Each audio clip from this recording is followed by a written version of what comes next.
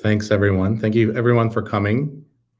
My name is Ivan Liashko. I'm one of the founders and CEO of Phase Genomics here in the lovely city of Seattle, Washington, USA.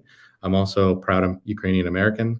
And so today we have a very special episode of Genome Startup Day, aka Ukrainian Startup Day. So typically at these events, we bring together biotech founders, startup leaders, investors, advocates with one mission: to foster a thriving ecosystem for commercializing genomics and other life science technologies.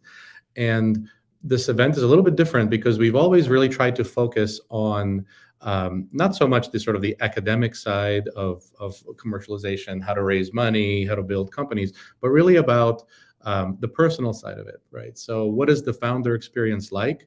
What is it like to risk it all on a small company? What is it like to try to build, commercialize new technology? And so, in sort of thinking about this over the years, we thought, because we're designed to really look at the human side of commercialization, what's more human these days than sort of what's happening in Ukraine? And so we wanted to do an episode really about highlighting the stories of Ukrainian founders. And in the process of doing that, we've met a lot of really amazing people. We've learned quite a bit, things that surprised us. We didn't know when we first started. And so today we're bringing you something a little bit different. The mission is the same. It's about teaching people and sort of displaying the stories of founders from around the world in the biotech space. And so today I'm joined by four really impressive, inspiring leaders from Ukraine, who are all playing an important role in championing innovation and biotech entrepreneurship for the whole world, for Ukraine, and their fellow Ukrainians. And so we're going to hear firsthand stories about sort of their journeys last year and before, and how it's going now. We'll learn how they're prioritizing their focus areas and how they're looking forward towards the future. And we also want you involved. So we'll hear what each of us can do to try to help the startup community in Ukraine, how we can get involved, how we can help them remain resilient and thrive once again. Throughout the event, you're welcome to direct questions towards any of our guests using the chat feature on the right hand of your screen. We'll do our best to get to as many questions as possible. Additionally, we've set up a special hashtag for the event, hashtag Ukraine Startup Day. So if you want to tweet about it, eventually the video of this will also go up probably on YouTube or elsewhere on the web, and so you'll be able to you will be able to see it again and share it if you feel like, etc. And so and one final thing before I go, this event, none of this would be possible without our friends at S2SPR. Here's my high-tech slide with their logo on it. We're a tech company, as you know. And so S2SPR really worked really hard to help us organize this event, and we couldn't have done it without them. So with that, that's enough of my little intro. Let's get to the program. The way this event's broken up is I'm going to have a discussion with sort of quote unquote fireside chat discussion. And then we'll have a panel with several startup founders being moderated by a reporter, and we'll introduce. So right now, it's my honor and pleasure to introduce Ihor Markevich, who is the head of strategy and development for the Ukrainian Startup Fund. It's a government-run organization with a mission to promote the creation and development of early-stage tech startups, and is the largest angel tech investor in Ukraine. Igor he's a prominent startup ecosystem leader. He's a mentor. He's a speaker, and a sought-after thought leader on the Ukrainian tech sector. He travels all the time internationally to raise awareness and support for Ukraine's tech ecosystem. And, I'm really lucky to have him here with me today. Igor, thank you for joining me. Across the world, we are on opposite sides of the day of the sun, as you can see. Yeah. So thanks for inviting me. I'm glad to meet you here, and glad to meet everyone who joined us today.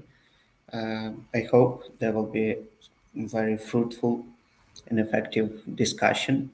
I will try to show you the ecosystem, tech ecosystem of Ukraine, in general facts, and more in emotional side of this ecosystem. Cool. So, Igor, what my first question is kind of broad range. What should we know about the Ukrainian startup ecosystem? I mean, it's in the news because of the war and everything, but like, what do we know not realize we should know? What do you think would surprise the typical Westerner? I will describe you my typical day, not to go very far. So how today's day looks like for me. At 2 o'clock at night, I woke up with the flashlights and sounds of missiles. It was pretty loud and pretty light in comparison with all the previous attacks. And you know why? Because Ukrainian air defense forces shot down 6 hypersonic missiles. The first time ever in the history of mankind, the military forces shot down ballistic hypersonic missiles. Thanks to the support of our partners, especially US and Patriots, we did it. And this is the great case how innovations and how the capitalistic world can fight with the Russian bear and all that weird stuff. After that, I drink my coffee, come to the office, check all the Telegram news, whether we have nuclear missiles or rockets. No, so it's okay. It's typical day. We can do our normal job. And after that, I had Glovo demo day, where we showcase like 10 Ukrainian startups for a global company. They received grants, they received mentorship from Glovo, and so on and so forth. Also, we have announced the winners of our competition, those startups who will join the London Tech Week and our Ukrainian delegation. And after that, we have announced a new open call to join the delegation to Collision, Toronto. And then just in one day, 3 major milestones in our ecosystem.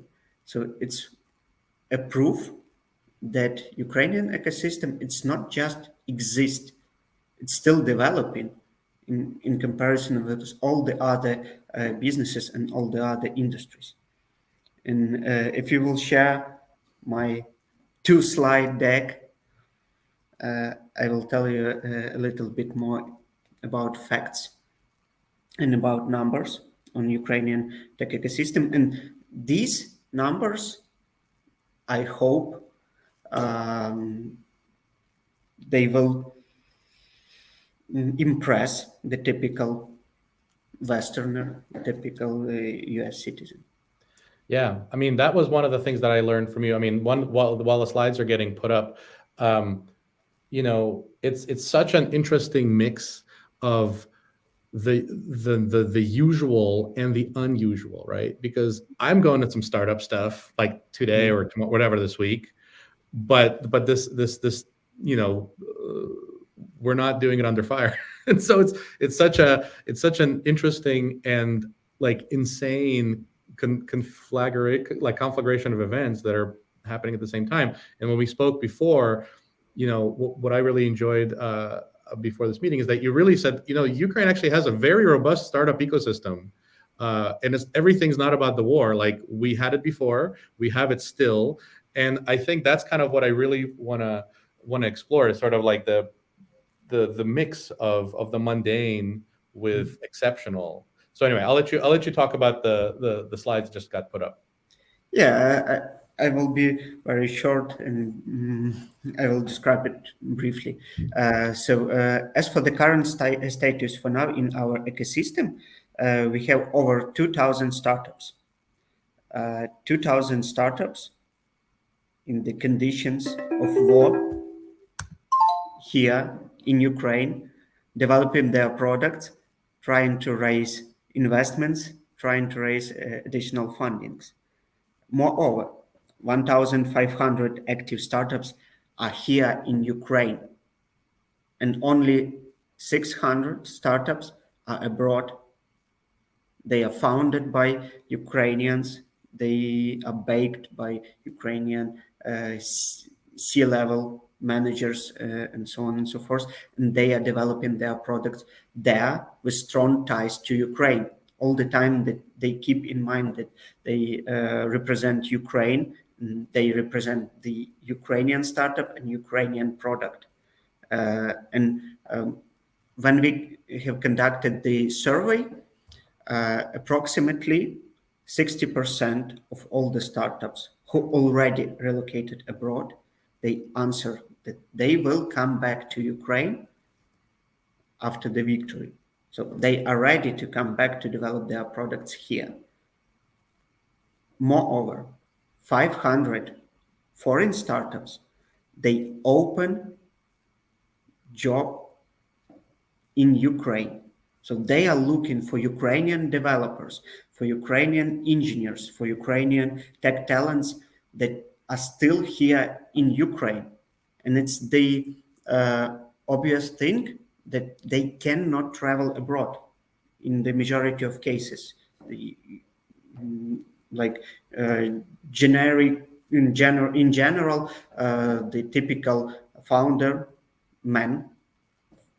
cannot travel abroad unless he will get special approval, special documents, and after that he can travel for the short amount of time, like short period of time, up to 7 days, so on.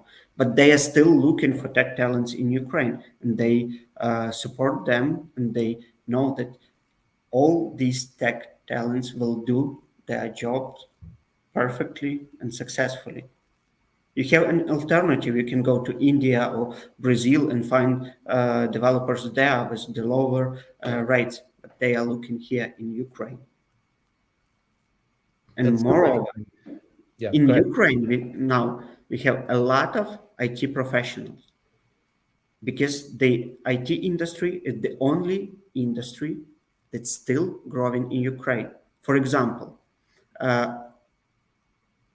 last year, the rate of growth of IT industry was 7% in revenue in US dollars in comparison with 2021, during the war, during the missiles, during all the lockdowns, and so on and so forth.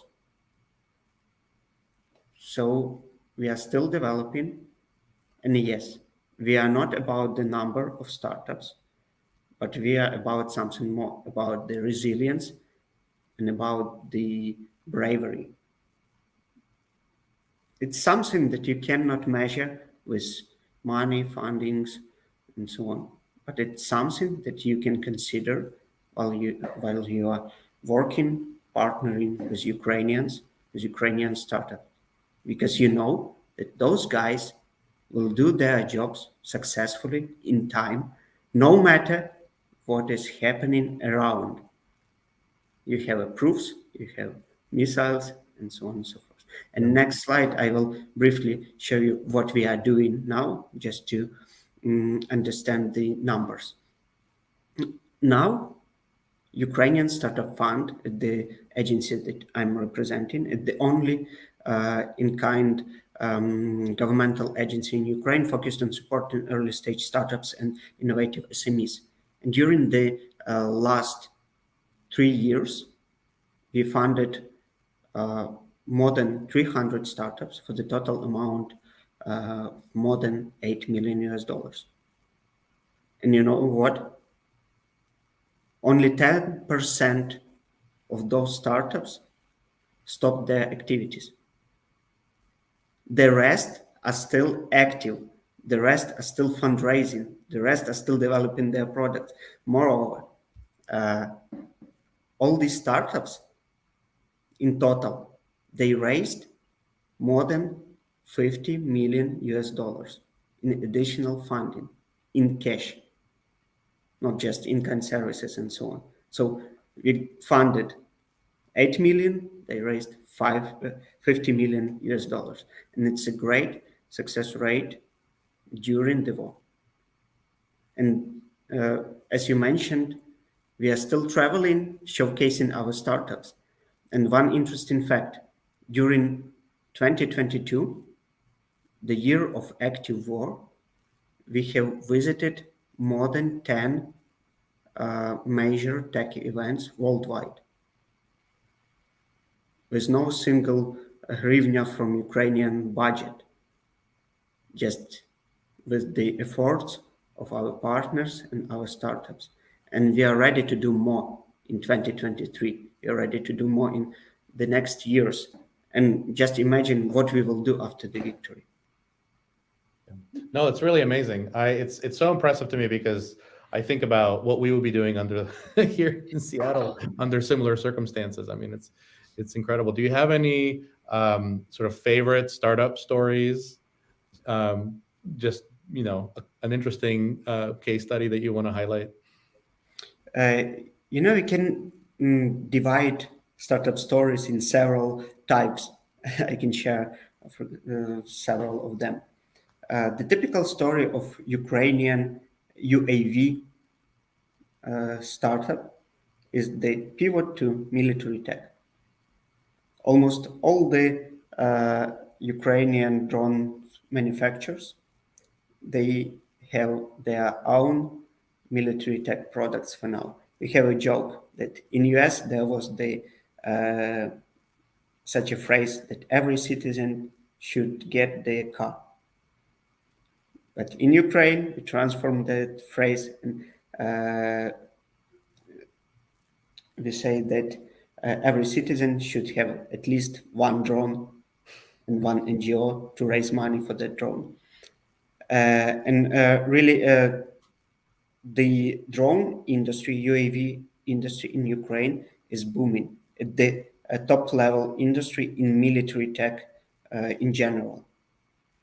Like imagine, during the peaceful times, we had approximately from 30 to 40 UAV startups or SMEs, doesn't matter. Now we have more than 300 military tech drone SMEs startups that are producing drones on different levels. On the level of Ministry of Defense contract and on the level of garage. And to move from this lower level to the highest, you just need 1 week. You can produce your drone, you can test on the battlefield, super fast track. After that, you can get the certification in 3 days and sell your drone to Ministry of Defense. And I know several cases like this with Ukrainian drone producers. It's one story. Yeah, no, that's amazing. I mean, what I can imagine, that's a very fast learn experiment loop from the lean startup model. Yeah, you just go there to war right here, just try it out. A lot of guys that's morbidly US, hilarious. EU, they try to get to that fast track in Ukraine to test their weapons and test their drones. Mm-hmm. During the first months of war, we do not have such a line of different technologies and different hardware solutions in military tech sphere from outside Ukraine. But now we have a huge line to test everything on the battlefield. And we are doing this. Ukrainian military forces has a lot of different pieces of ammo testing there on battlefields. And it works, as you see. Yeah, no, it's really cool.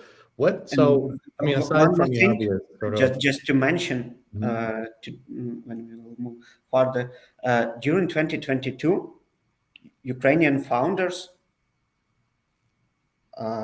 founded two unicorns during the wartime, Aeroslate and Unstoppable Domains.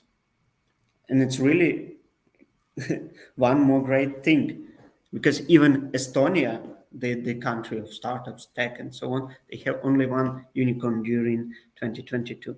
Yeah, that was a statistic that I found very surprising, that you guys, like in these circumstances, to have unicorns come out. What do you think is so unique about the Ukrainian ecosystem? Like, let's say, like before the war, minus the war. What do you think it is about that ecosystem that makes it so unique and different? In general, Ukrainian ecosystem, it's like any other ecosystem in the world, facing the same challenges, have similar problems, issues, and have similar pluses. But for Ukraine, we have several special things. The first one, we have great market to test products and services here. So when we go to the international markets, for example, US, we have already MVP plus traction tested on the great market in Ukraine within like 30 million people. So it's one plus. The second thing is that Ukrainian founders, they do not have opportunity to work in other industry and earn big amount of money. So IT and tech industry is almost the only industry where you can earn normal money in comparison with all the other countries. And that's why a lot of people try to enter that industry, try to develop their product there. And also, the third thing is that Ukrainians always were focused on US market. And Ukrainian startups, they thinking that US market is their target market. Doesn't matter which product they are producing, which solution they have, which IT things they are developing. They focus on US market since the first days of the development of the product. And it's one more peculiarity of Ukrainian startup ecosystem. Cool. That's really interesting. I think there are some things that you mentioned that I haven't really thought about, like the focus on the U.S. market. I mean, and even these days that founders can't leave the country because most of them are male and they can't but they are selling to US market. Yeah. And even while we are producing military things for our internal usage, for example, we cannot export military tech products. But all of the startups, they are preparing to sell their products to NATO and to US market. Even now, they do not know when the war will finish, but they are preparing to be certified by NATO and to sell their product there. Yeah, but I would imagine that we would predict a burst of growth once the borders open up again, right? Because people are being poised for action. No, that's super cool. So, yeah, I mean, I have to kind of finish off this segment, but is there anything you want to say, kind of to close it up? How can people help? Right, everybody is very curious, very interested. What can people watching do to sort of to help you guys out? It's a very frequent question for me. There is the only one answer. Ukrainian startups and Ukrainian ecosystem is still growing, and all that we need to have the equal opportunities as any other startups in the world. You should buy Ukrainian services. You should buy Ukrainian products. you should invest into Ukrainian startups if they are really of good quality and if they match with your interests, not just because Ukrainian startups are fighting with the enemy or they are still in Ukraine, but they should have those equal opportunity. No need to postpone your investment into promising Ukrainian startup just because there is the war in Ukraine or the startup team is still in Ukraine. Just invest. Great. Because it's too risky to invest in Ukrainian startup now, but it will be even more riskier after the victory not to invest there. Yeah. And there will be the long line of investors to invest into startups after the victory. But you should be the first one in those line, and you should start now because the victory already secured. Just a matter of time when that fact will be the reality and will be the truth. Yeah. No, thank you. And I would encourage all our listeners, watchers, to follow your journey, to follow the Ukrainian Startup Fund, explore ways to get involved and to be helpful. Igor, thank you so much. It's been a pleasure Thank to you. speak with you, and hope we keep in touch, continuously after this event is over too. Thanks. Great. So for the audience, before we move on to the next segment, I just want to call out, as I mentioned, you can do things to help, everything from sort of more mundane things, buying products from Ukraine, etc. Obviously, there's places you can donate as well. FaZe has been doing a number of campaigns and fundraising, things like that. There are a lot of really great places to give. One of the ones we like to contribute to is called Razum. So Razum is a nonprofit organization that supports the people of Ukraine in their pursuit of life and democratic society. This is one of the places that we've chosen to put our resources into. And if you're listening and you think there's a million charities out there, I just need one. Like, I don't know where to give. This is a good one. Explore them. Consider putting some resources there. And so for the next segment of the show, I'd like to. It's my pleasure to welcome Flora Tsapovsky. Flora is a journalist whose work has been featured in the Information, in Wired, in Yahoo, in Genetic Literacy Project, San Francisco Chronicle, etc. Flora has written extensively on Ukraine and sort of the commercialization community there, and she's going to be our moderator today because she's going to be way better at moderating this than like I would. So Flora, thank you so much for joining us. And then at the conclusion, I'll jump in again and summarize things. But I hope you guys have a really awesome conversation. Yeah, thank you so much, Ivan, for having me today, and thank you everyone for joining. I have the pleasure of introducing our wonderful and fascinating panelists today. We have Denis Gorak, CEO and co-founder of ADAM, or ADAM, Daria Perimonova, CEO of MyHelix, and Mike Shuranov, the co-founder and communications advisor of CheckEye.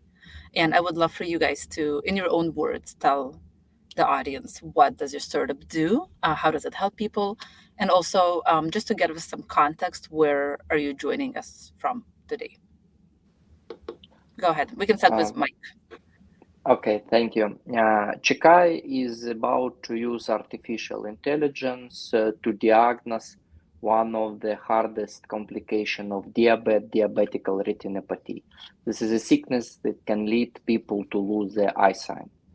And unfortunately, the full-scale war in Ukraine will lead to the increasing of diabetes. This is experience and research that we know from American Veteran Association.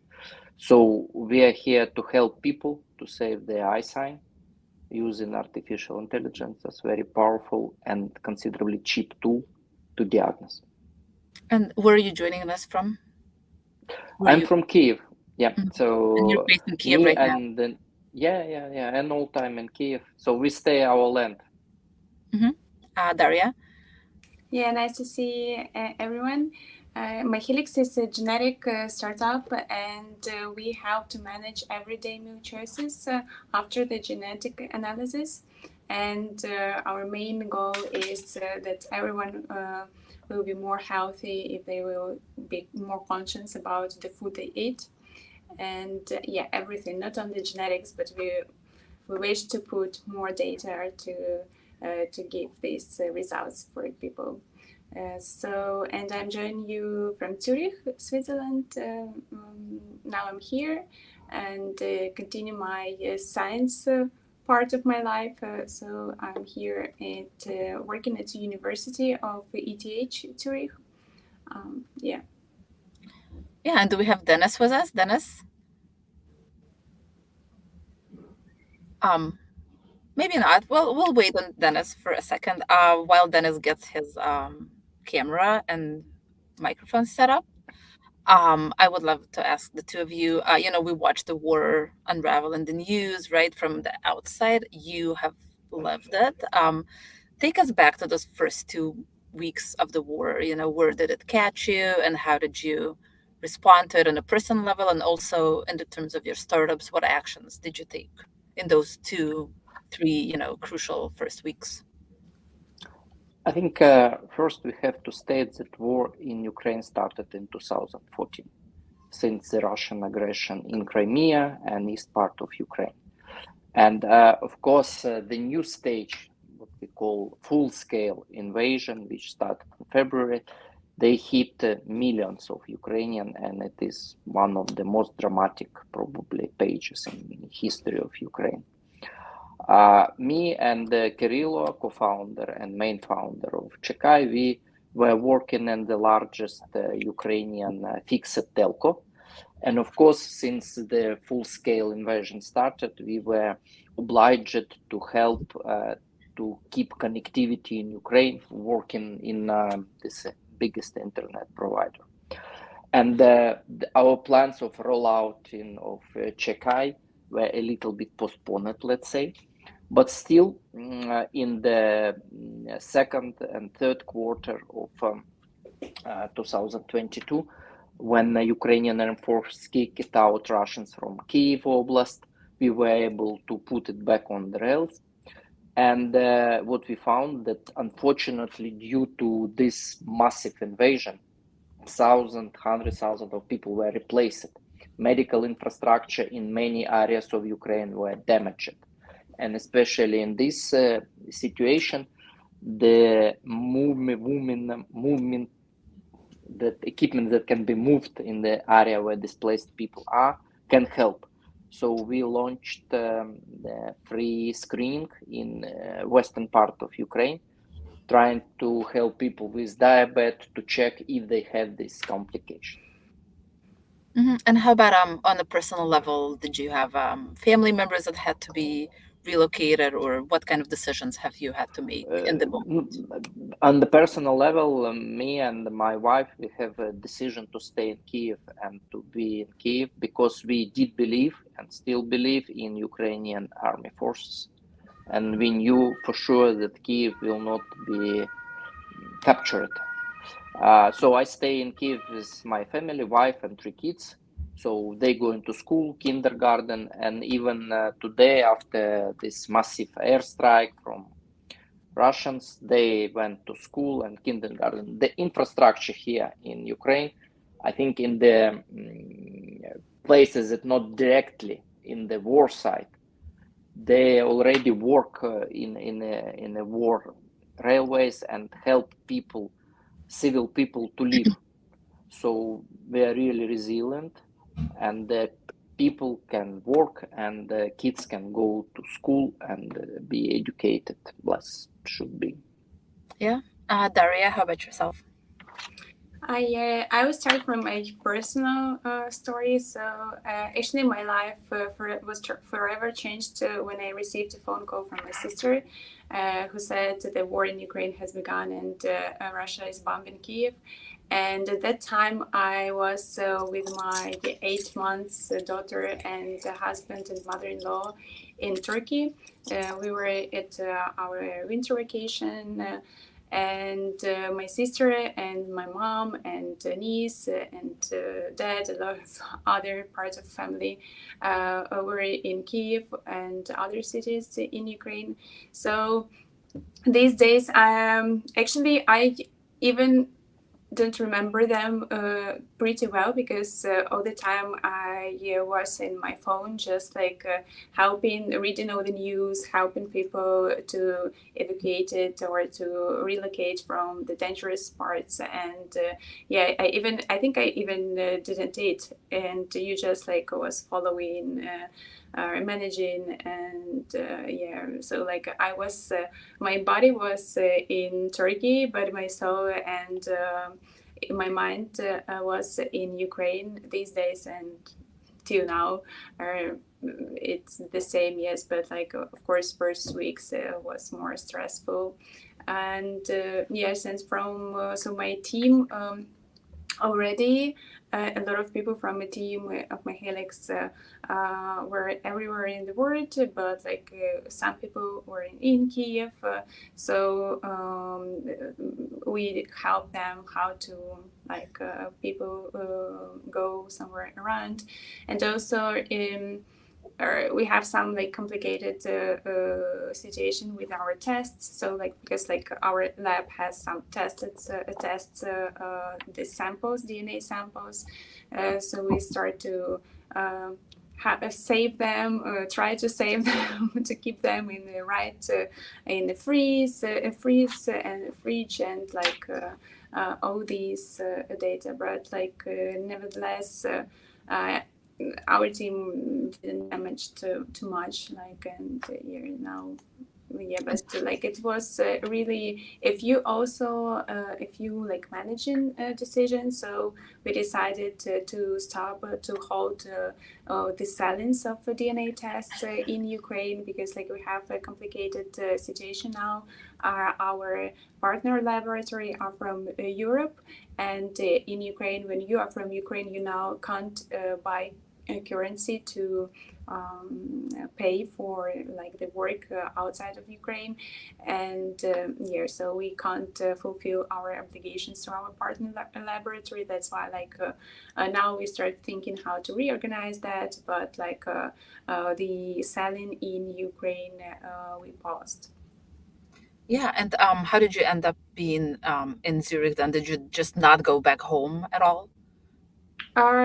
Yes, actually, not to get back home till the war right now, and we decided to go to like right after the Turkey, we back to Europe and met our family who was evacuated from like Chernihiv region that on these days were occupied by Russian, and a lot of army goes through Belarus, and like it was like a very dangerous part and time.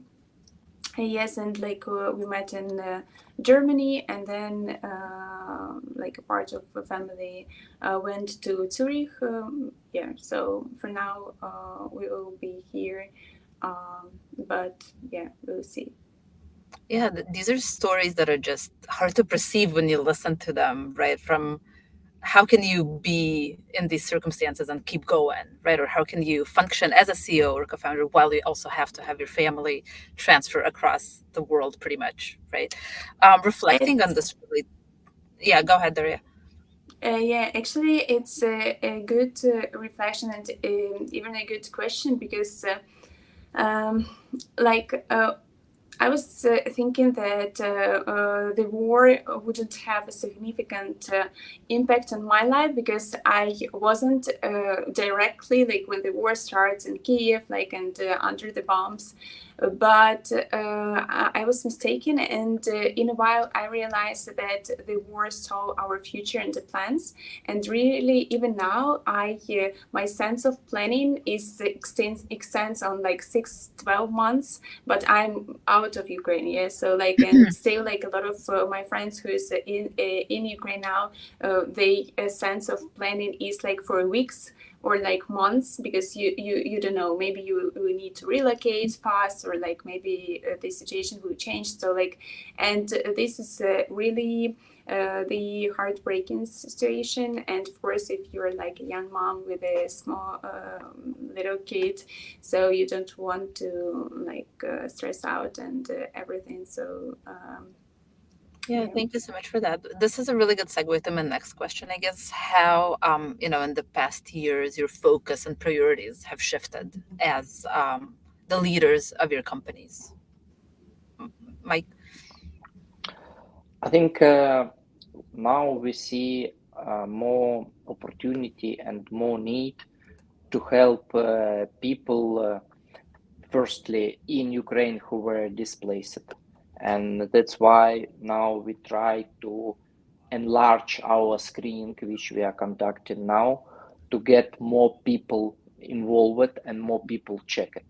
In Ukraine, it's approximately 2.5 million people with diabetes, and approximately 1 million of them will have definitely this retinopathy.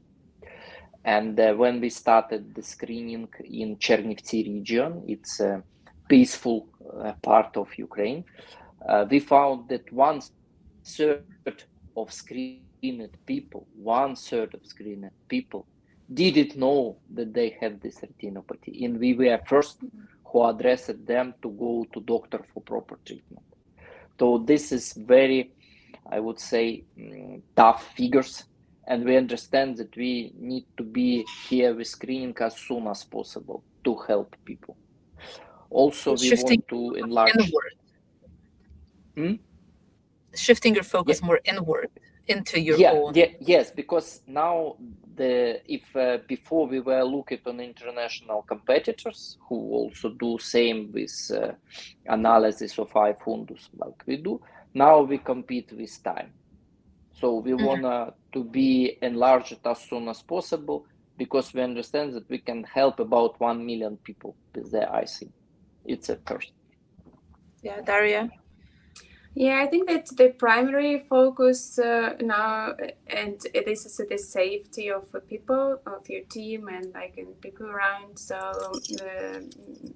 before the war, I never think about that, and of course, volunteering work. So how you each day, it's a good question. How I help Ukraine. So what I do, what I could do, like it's not every day just sending the money, but maybe some work that you can organize, like help people, and also like organize some other volunteering work is also the focus these days. Yes, and in my case, like as a CEO, it was hard to make this decision to pause the operation sales in Ukraine, and nowadays we validate new ideas with our team and thinking about like the next steps, but like not doing the selling now. Yeah, I would love to touch on the question of how your startups help Ukraine very soon. But now, can you think of some major challenges and also some triumphs that you have had as CEOs and co-founders in this past year?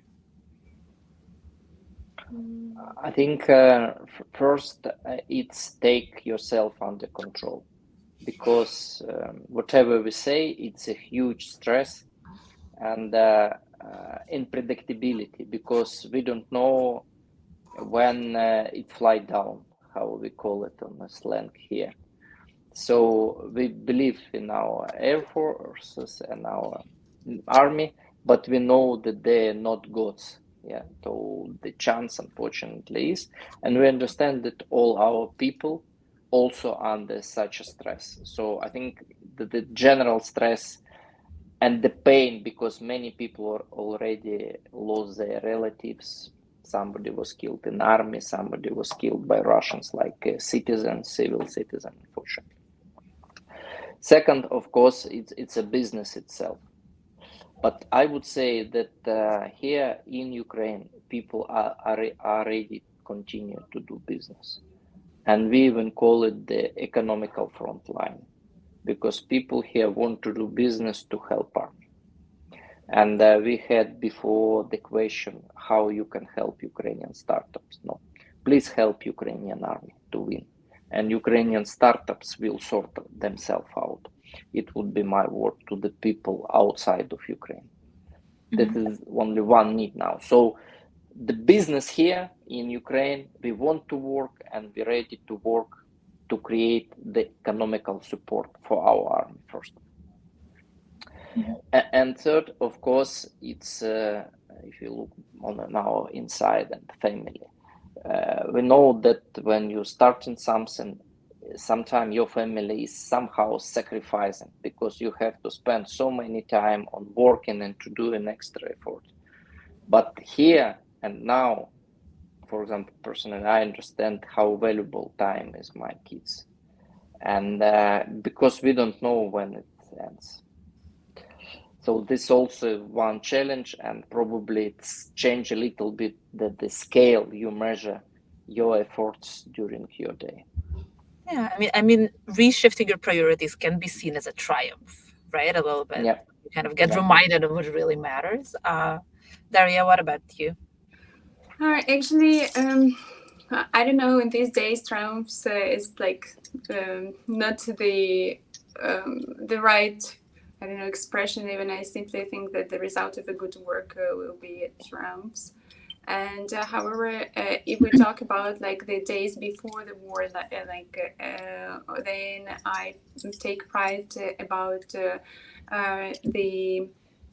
that our company helps and to educate and to did a lot of educational programs for different people to give a knowledge about the genetics, the biology, and we in some point we became like a role model for a new generation to go to STEM science, especially for girls, women, and they start to write a lot of like comments and feedbacks that after like our lecture or like after they knew that we organize, because like we have like a female startup and that like we organize a startup and it's quite popular, so they start to be confident that they also could learn like biology or like some science, and also like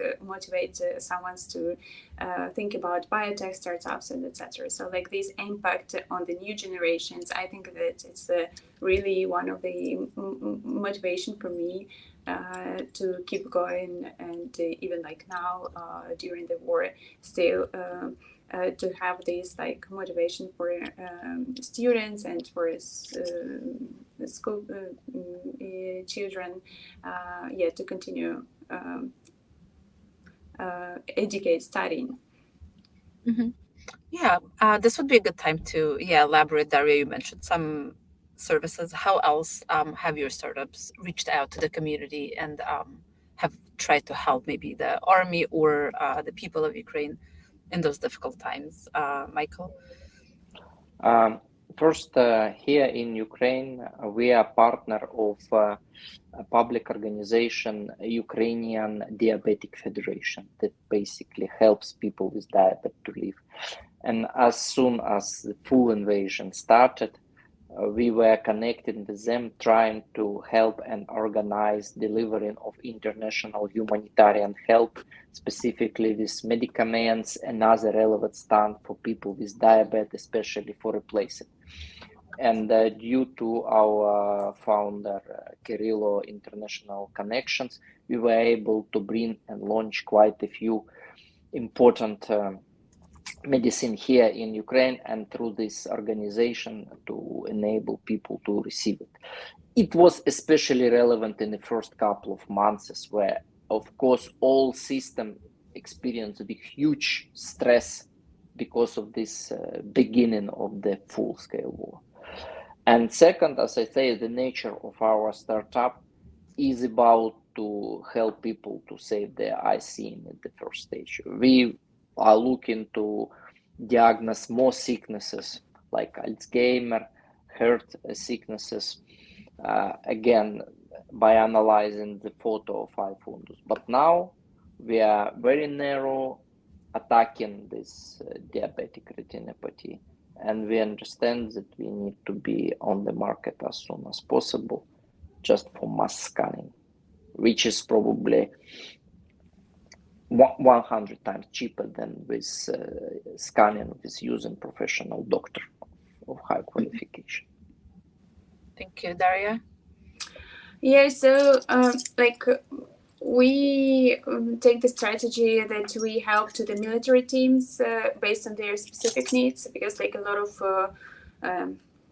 people are in military now, and they sometimes need some drones or some other stuff. So organizing the fund Horizon for specific teams, it works. And also currently we it's a really heartbreaking situation, but like one of my best friend, and he was a professor at Kyiv Mohyla Academy. We studied together in Kyiv Mohyla Academy, and also he was my partner in my helix from the side of the laboratory. He did on the military service in Ukraine. And we decided with our team and also his colleagues and from the science part and friends to organize a fellowship in honor of his name. And this fellowship is for scientists, for PhD students, Ukrainian PhD students, that it looks like a mobility program for 3 months to exchange program. Yes, to go somewhere in US, Europe universities for 3 months and have some learn some new methods, and also bring them back in Ukraine and teach in Ukraine with these methods. So we will launch this fundraising. We want to create it as endowment, so to have the sustainable fellowship, not like a one-time situation. And so the fundraising will start on the end of the May. So you can follow my social media if you want to help and to raise money for this initiative. And also because nowadays, of course, it's a big question about the war, but also about the people that we have really a lot of brilliant minds, and it will be good that people will stay in Ukraine or take this time to exchange their experience with the international community. And also if you from the audience are from the scientific side, for example, some universities, so we are now have some partners is ETH Zurich and also some others. So we are looking for partners where Ukrainian PhD students can go for such a program. So just hang out with me. Thank you so much, the two of you. Looks like Dennis is here with us now. Hi, Dennis. In a very short amount of time we have left. Yeah, so tell us in a couple of words, what is ADAM or ADAM's premise? And also, how has this year been for the startup? Ups and downs, challenges, a brief overview so we can get a better picture. Yeah, sure. Thank you for having me. So we had technology issues. So ADAM is about 3D printing bones. We're doing that on 3D printers. The ultimate product is a platform for hospitals to print human tissues on demand. So Bones is the first iteration, first product with which we're going to the market because it has the least regulatory burden. And technology-wise, it's actually quite easy to do it with the current level of technology's development. So we're doing this to show that with bones, to show that actually human tissues printing in hospitals is possible, and that's our ultimate aim, to build a global platform for that. In terms of the challenges of the last year and how it has been for us, so I think it's pretty much the same as for any Ukrainian. So I got lucky because I don't live in Ukraine since 2020. So I haven't been on February 24th. I haven't been there. However, most of our team is in Odessa. Some people are in Kiev. So yeah, everyone, just like everyone else, woke up pretty surprised. But we got through it, fortunately. And yeah, we're in a good path, and we actually, strangely enough, but the war has actually created, I cannot say it's opportunities, but actually it has been easier to actually start to get exposure with investors and the world. We don't have to explain, finally to the world that Ukrainians can do really sophisticated engineering things. Yeah, Yeah. because And that's what we're this is all my about. next question, actually. Yeah. What have you noticed in the last year in terms of shifts in the way you interact with investors, their responses, their level of interest, how you present your startups? What has changed due to the war? And Dennis, we can start with you. Yeah, so basically there is much less skepticism, so there is, you don't have to go through this first barrier, of gaining trust.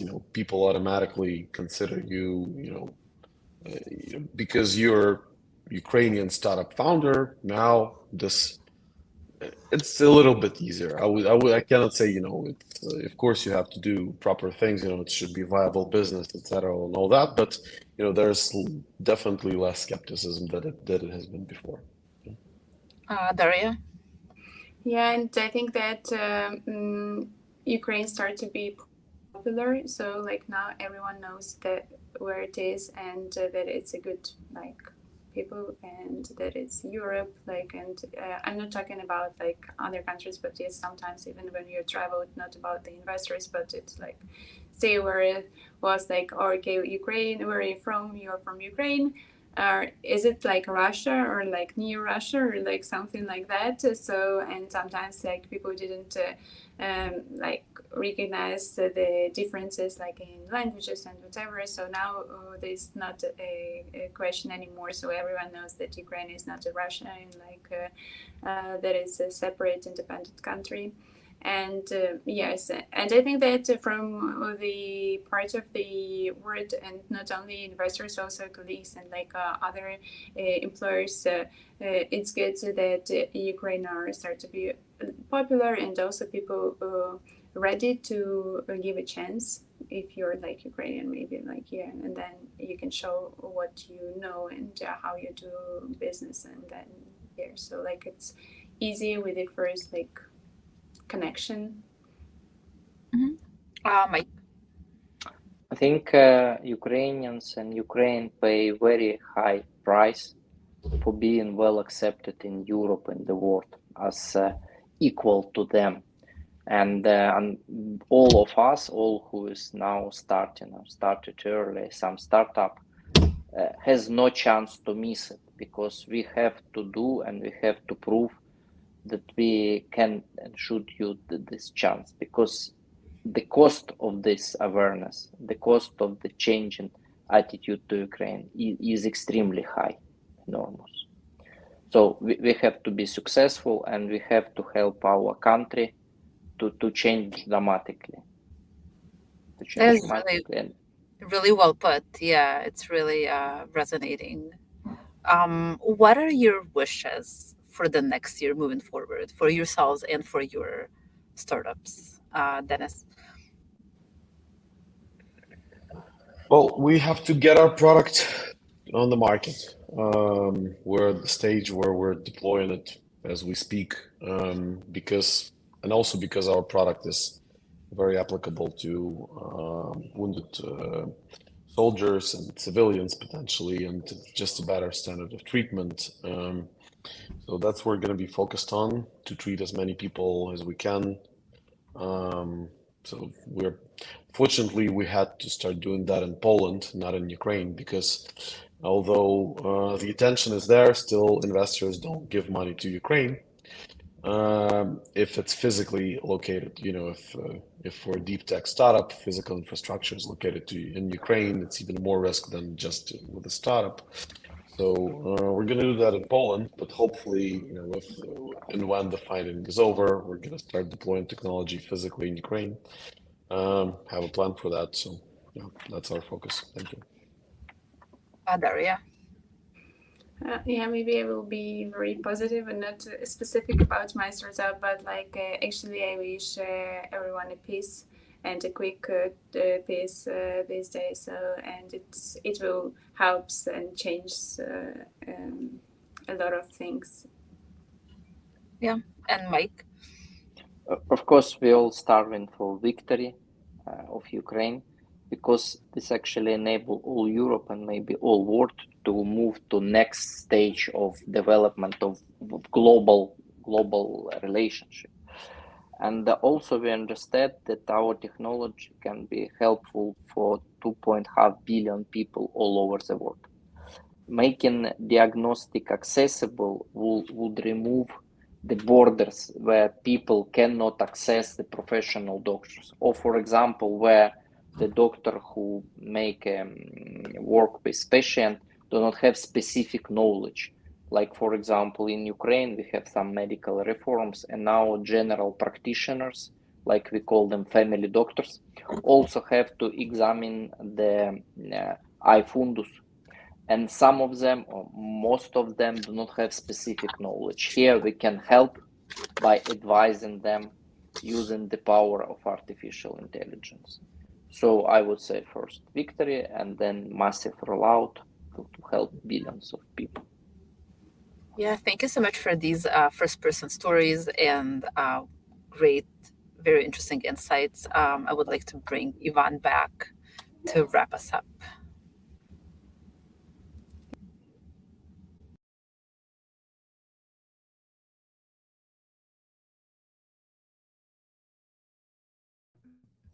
Hello, I'm back.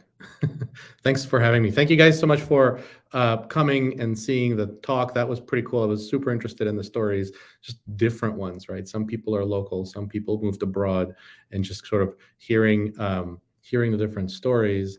So for me, I think I hope you guys feel inspired by this as I do. In one of the reasons I really wanted to highlight these kinds of stories is because it's really, the story of Ukraine is really the story of a startup. I was born there, and I immigrated when I was a child into the US. My father still lives in Kiev right now. And so I would go back over the years and watch the country go from the Soviet days when I left to becoming, a well-developed, super well-educated, really like just a really kind of like a high-end Western style country during its transition. And I hope that you have seen this here. This isn't a very foreign kind of situation. These are people just like you and me. They are building startups, under these crazy circumstances. And here in the West, we are taught that the number one startup formula for ingredient for startup success is grit, right? Like it's grit. You got to pick yourself up. You got to deal with failure, deal with difficulty.